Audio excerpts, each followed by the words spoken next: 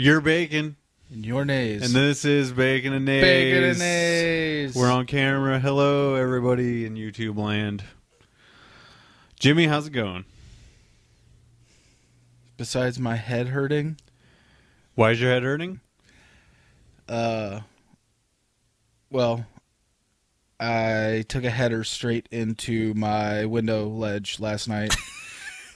Cleaning my room. Well, good job. So you think you learned over the years when you're cleaning your room to be careful? Because everyone knows you don't like to stand up or do things. No. So, next time, watch where your head's at, I guess. Well, hopefully there's not a next time, but there will be. So do we need to put up signs around your house saying like... No, what I need to do is I need to just like foam the walls everywhere so that I don't do that kind of thing again. It might actually help for this podcasting thing if you did that. Yeah. And the resale value would shoot up through the roof because totally. Because those soundproofing people pads are love expensive. soundproofing. They're stupid expensive too. Like just go buy a carton of eggs and just start putting egg cartons on the wall. Just ask Mike. He's got them all over he the does. studio. But he got them actually fairly cheap, and I believe he got them through baconandnaes.com/Amazon. Well, actually, if he did, that's awesome because baconandnaes.com/Amazon is where everyone should shop so that they can help us fund this podcasting venture. It's very simple. baconandnaes.com/Amazon takes you to your normal Amazon page, and they just shoot a couple of dollars towards our bank account, towards Tim Pickrell's bank account. I say, we need help with that, folks, because our rent is due. Our rent's due, and apparently nobody has thrown him any contributions for a while, so we're going to do that with the help of you, our fellow listeners. Well, our dedicated listeners, I should say. Yeah, you're coming at me about Raiders, and look at you already goofing stuff up. You're crazy. Listen, man, you're crazy. I get off of work, overnight work, and I come straight here, and it's regrettable some days. So, yeah, well, starting off on a positive note. Woo! I want to start off with some thank yous. A thank you? A thank you, first of all, to the aforementioned Mr. Tim Pickrell and or his lovely wife, Sarah Pickrell. Not really sure which one of them actually did it, but the Jimmy avatar, which has been added to all of our iTunes, and we'll give a little golf clap. It's been added to all of our iTunes and all of our, listener hub areas, baconays.com. I told John, I was like, John, dude, have you seen the new Bacon and Naes logo? And he's like, why? I was like, I'm a pop figure. That's right. You looked definitely legit like a Funko Pop. Yeah, it's awesome. Figure, and we only have Tim and or Sarah to thank. So one of them will take credit or not. And that's fine by us. So thank you guys for doing that. Thank you guys for printing up some awesome shirts that I can't wait to get my hands on. Yes, the Onyx Edge Studios black and white t-shirts. There are some extra, maybe not by the time this posts, but you've seen me sport them on the YouTubes before. They're very nice. Thank you, Sarah, for doing that. It's a love affair with her, though. She loves. Oh yeah, totally. I mean, that whole screen printing thing. She just absolutely. She's all about it. There's a time lapse video of her putting it together. Let's just be for real. I mean, which was a cool video. It was awesome. I was gonna ask her if she knew that Tim was secretly recording her. Yeah. But then I noticed that she pulled it down. I was like, oh, so she put that camera up there. Yeah, I thought Tim was like keeping eyes on her. She's kind of a cuck for herself. Please don't ever say that word on this ever again.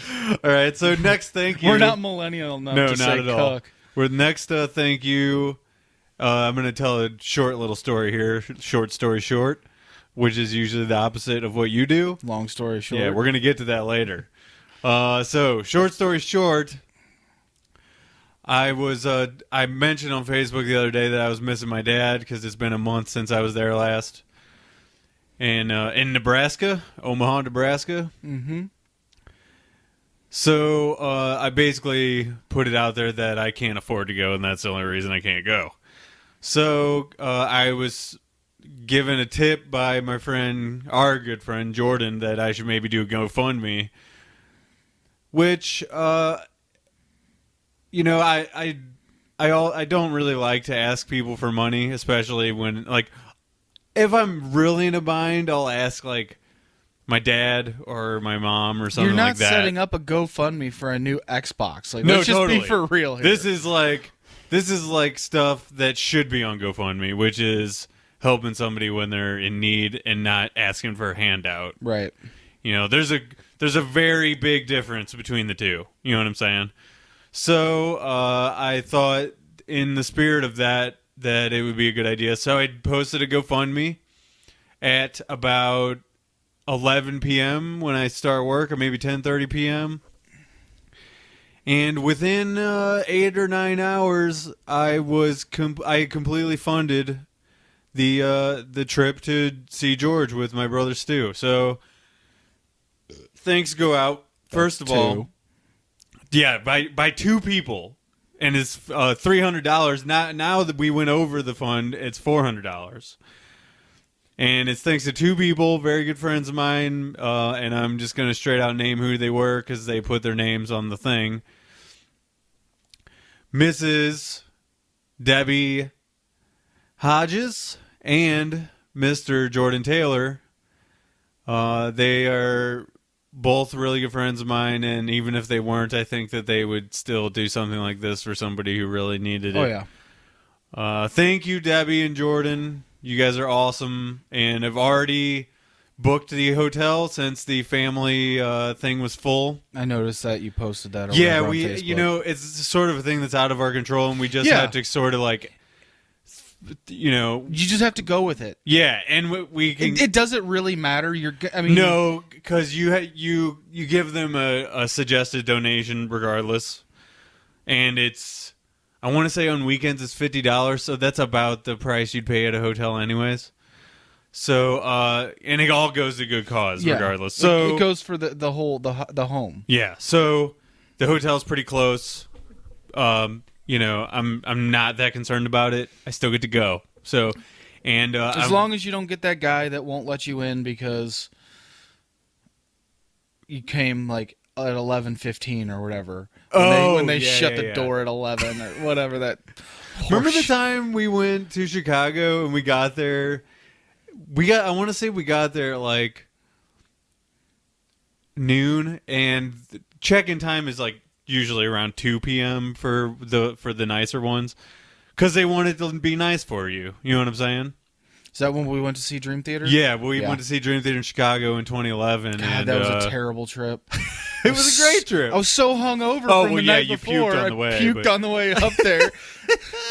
I literally You're slept. Dude, you drive, I feel like shit right now. I'm okay, so I drive, we get on 55, maybe half an hour into the trip, and you just fucking puke. I wake up and I'm like, oh God, oh no, it's gonna happen. and I'm like, pull over, and we're on an overpass, one of those cloverleaf exchanges, and you're like, dude, I can't pull over, and there goes the window down, and I'm hoping that it fucking went over the barrier and down to the highway below, but it probably didn't. Eventually I did pull over because you had to puke again. Yeah. So that was but besides the puking, it was a good trip. It was a good trip, yeah. You were the only one puking, so. Well, it was awful for me. Yeah, it didn't ruin my trip at all. I thought it was pretty entertaining. Yeah. And Josh Van Ness also thought it was pretty entertaining. Oh, yeah. Where was I? So, the check-in. So, remember the time we got up there and they weren't ready, but they gave us cookies, and we were like, no, it's not so bad. Yeah. What do you mean? Oh, cookies. Yeah, so hopefully cookies. This place I'm going, America's Best, will not have cookies, but free breakfast and Wi-Fi. So you should have stopped at, or you should have stayed at a La Quinta. Kenny loves them. I believe it's pronounced La Quinta. So, as of the release of this podcast, I will be on the road tomorrow. So, Friday the 25th, a.k.a. my 32nd birthday, I will be on the road to Omaha with my youngest brother, Stu, and should be having a good old time. Thank you to Debbie and Jordan. Appreciate it. L'chaim. Neither of us are Jewish. Yeah, why not? Nah, fuck it. Yeah. Hey, whenever Sam posted on Facebook or whatever, that he finally. Yeah. I wrote Mazel Tov, so I mean, whatever. Okay, so let's do a previous episode wrap up. Okay. Sort of. I forgot a question. Okay. And I'm just gonna throw it out on here, and hopefully he just responds to us that way. Yeah, why not? Hey, it's a good way to see if he listens. Yeah. Also, because he gave a shit about not listening to his latest 18-minute song. Jesus Christ. I only just started interneting like less than a year ago, and he's giving me shit. Yeah, I mean, you only had so much time to consume everything on the internet, much less his 18-minute independent release, which I still didn't listen to, by the way. Sorry, Tomo. This question is going to pair with a segment that's been recurring, and now it has a title. Oh. This segment is called White People Talking OJ. Or talking about OJ. Do you think that we'll ever get off the OJ talk? Like, I mean, as soon as he dies, which in the aftermath of him dying, there's going to be some shit happening with OJ. So even after that, got some OJ stuff to talk about. But to answer your question quickly, no, I don't think we're ever going to get out this OJ thing. There's just things that come up that remind me of OJ and things that happened to OJ. So the question I wanted to ask Thelmo... It's the juice, by the way. It is the juice. The question I wanted to ask Thelmo about was that when he got his probation, they... That's number 3. They said, I feel another one, but I'm holding back for you. Never mind. Oh, that one was gross. You forced it. You shouldn't have. Anyway, right. Back to the juice. The juice, in which, by the way, there was some juice with that. Oh, gross. I really need a drink right now. You really should be more professional and not burp on. That's true. I should. On camera or on mic. Yeah. So, the question I wanted to ask Thelmo was that...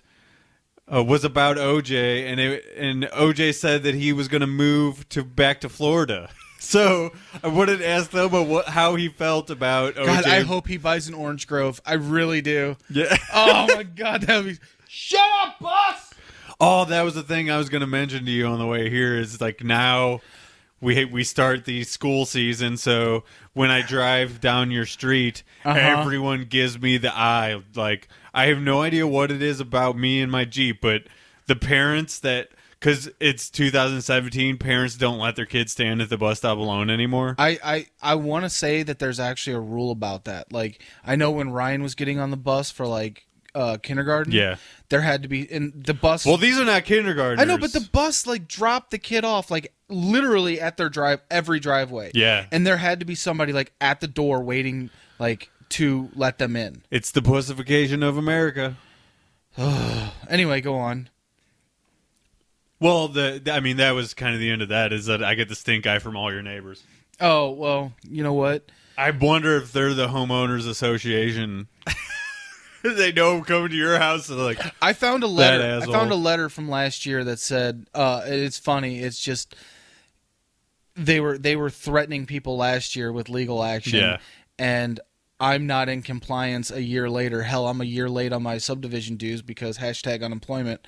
But you'll get there. Jesus Christ. It's just so funny how they like threaten. They're like, and we will have legal representation, knocking at your door to pay your rent. Fuck off. Rent's like, due. I know it's due, but like... Okay, so let's not get off topic again. Yeah. Thelmo, please answer us if you ever hear this and or watch this. And Thelmo, Do you think that he should buy an orange grove? Because I think that would be hilarious. Oh, that's a great question. I mean, I think that would be awesome. Like, I also forgot to ask though what he thought of oranges. Which just paired along with the whole Mexican conversation. I think another question that I debated asking but decided not to, since we had already been incredibly offensive throughout the episode. I thought, well, that's up for debate. But I thought about asking him whether or not he may have just mistaken them for Cubans. Well, because in it's Florida, true. No, it's true. It's true, and that's why I said it. I mean, yeah, brown gets labeled in as brown, and not all brown is the same. So let's be for real. Also, while we're on, should I not say brown? Is that offensive? Speaking of brown, O.J. Simpson. I've heard on the radio this week that the judges that granted him his probation were not allowed to factor in his previous conviction of beating his ex-girlfriend wife. Well, you can't once you've that whole probation hearing is so fucked up. I don't know if you saw, but like they were wearing like one of the guys was wearing a jersey, or not a jersey, but a tie that of his former NFL team, and the entire thing just fucking stunk a little bit. I don't really have like that strong of an opinion on the whole OJ thing. Here's my thing. I classify like a tie of your former team as stupid as you showing up to like a formal event wearing like a Wile E. Coyote tie. You're a judge. Like, yeah. There's a higher standard than that. Exactly. Maybe not in wherever Arizona or wherever he was. Nevada, that's where it was. Is that where the... Yeah, because he got arrested in Las Vegas for that shit. Oh, that's right. He did. Yeah. That's right. He did. It was at a casino. So, anyway, we're going to move on from OJ now. I got some other stuff prepared. You want me to just go into? We seem super obsessed about OJ. I'm not obsessed. I swear to God, I'm not obsessed with OJ. But things just come up, and it's worth at least. I mean, if we drive away, listeners, whatever. I don't care. I just feel like Thelmo deserves to answer these questions. I think so too. So on the docket, Thelmo specifically. This is really narrowing down our listeners of who we want to hear this. Thelmo, we want to know, A, what you think of OJ moving to your home state. 2, would you buy it over Orange Grove? Or what was that the question? Should he buy? Oh, should OJ buy an Orange Grove? Yeah. C, what was it? Oh, did you mistake Mexicans for Cubans? So those are our 3 questions. Those are the 3 questions. Please get back to us. Thank you.